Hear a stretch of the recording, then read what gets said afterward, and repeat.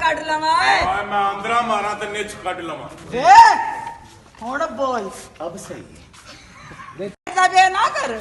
ਐ ਸੀਨ ਸਾਡਾ ਵੀ ਪਾਓ बदमाश अच्छा है यार ओए! क्या सालिया। बदमाश जी इतनी मार खाई मैंने यकीन करा पता है ਕਿਉਂ ਨਹੀਂ ਲੈ ਬਾਤ ਫੇਰ ਵੀ ਜੋ ਮਰਜ਼ੀ ਕਰਨਾ ਮੈਂ ਕਹਿੰਦਾ ਪੁੱਛਿਆ ਕਿ ਇਹ ਬੰਦਾ ਕੌਣ ਹੈ ਇਸ ਤੋਂ ਬਾਅਦ ए ਸਾਹਮਣਾ ਪਏਗਾ बंदा कौन है ਇਹ ਤੁਹਾਡਾ ਬੰਦਾ ਜਿਹਨੂੰ ਚੁੱਕ ਕੇ ਲਿਆ चल मेरा बंदा नहीं है ਇਹ ਤੁਹਾਡਾ ਬੰਦਾ ਨਹੀਂ मेरा बंदा ते शहजादा है शी वर्गा जवान सालिया